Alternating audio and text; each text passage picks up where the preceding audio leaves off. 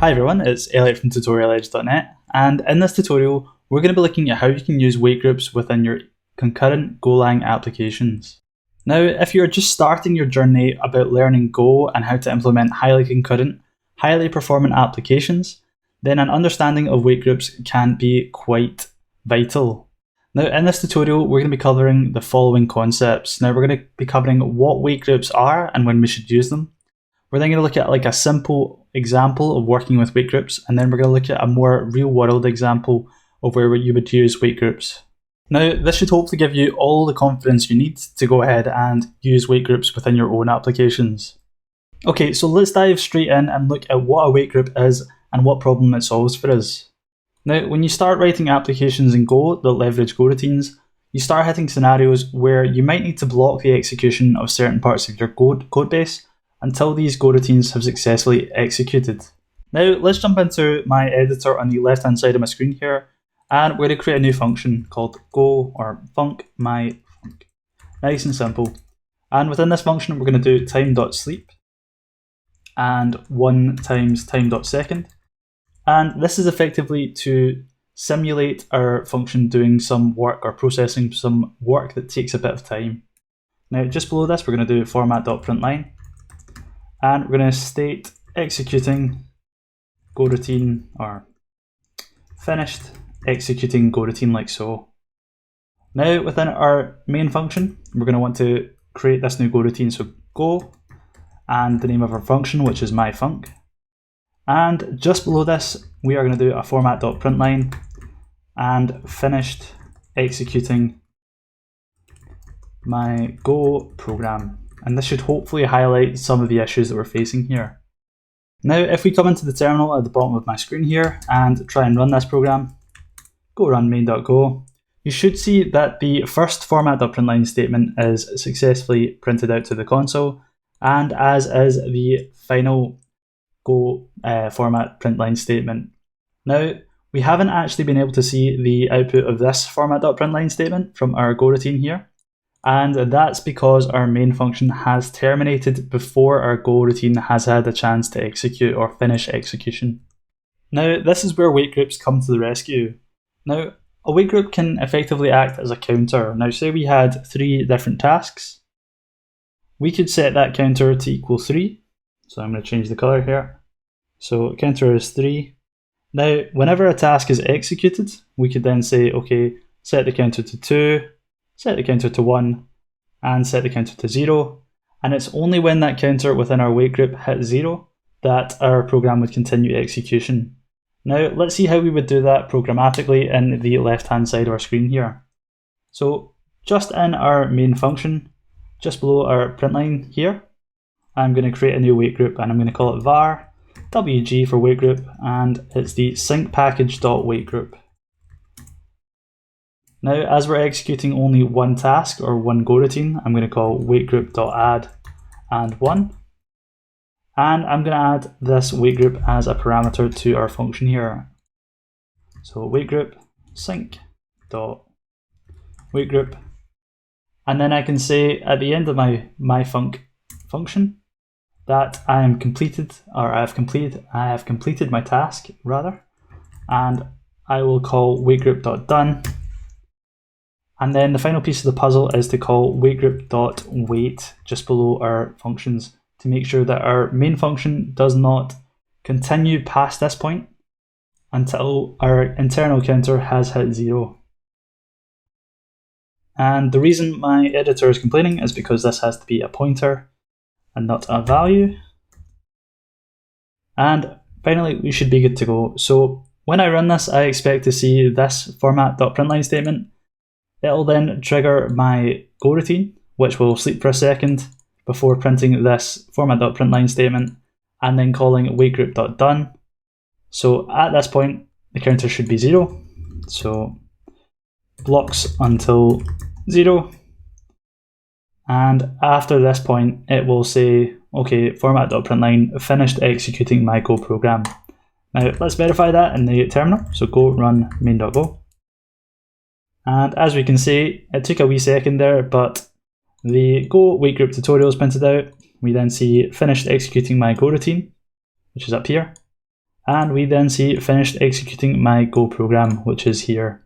So everything is working as we expect now, and we've gotten past that issue of our main function executing before our Go routine has had a chance to complete its own execution. Cool, so that was a really simple example of how we can use wait groups within our Go applications. Now, the next thing we're going to look at is a real-world example. And this real-world example is just going to be a nice and simple REST API that goes away and checks the status of different URLs. So I'm going to have a URL like Google, google.com, Twitter, and maybe TutorialEdge. And I could do loads more.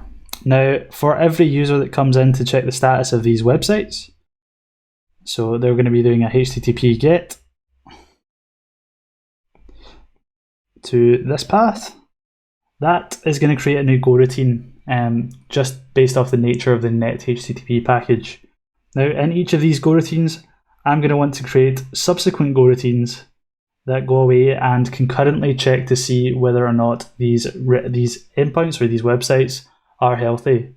Now, once all of these Go routines return, I'm then going to want to return the aggregated status of these websites back to my user.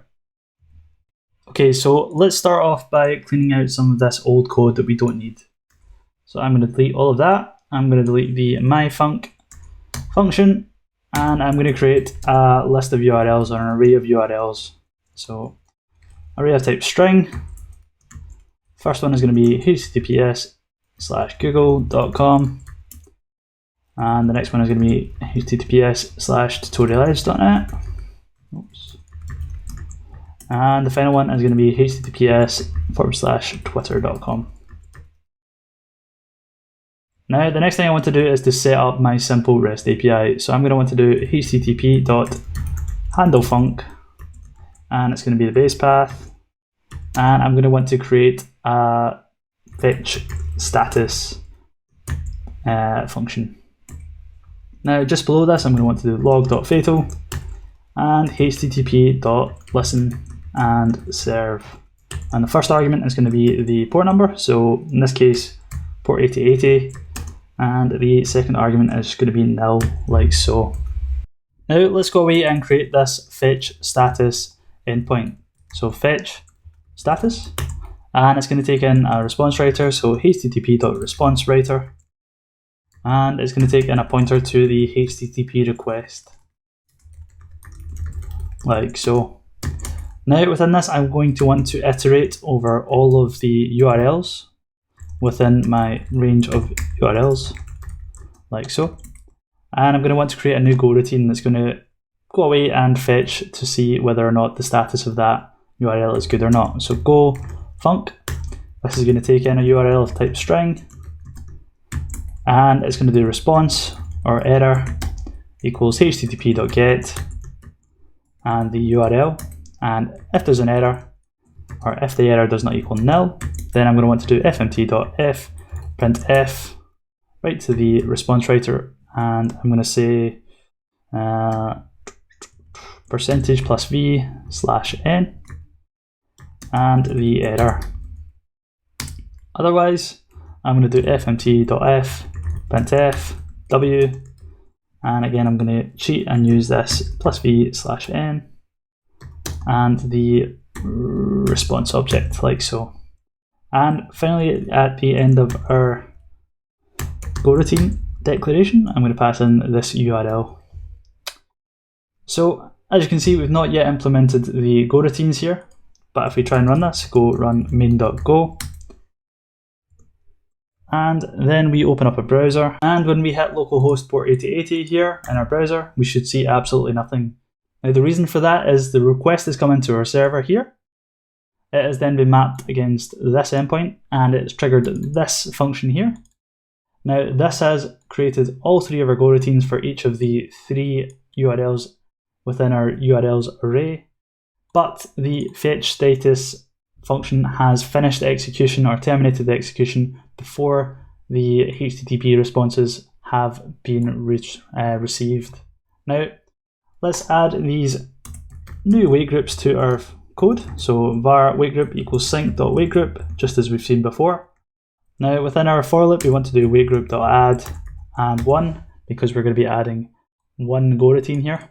And at the end of this goroutine, we want to do WaitGroup.done, like so.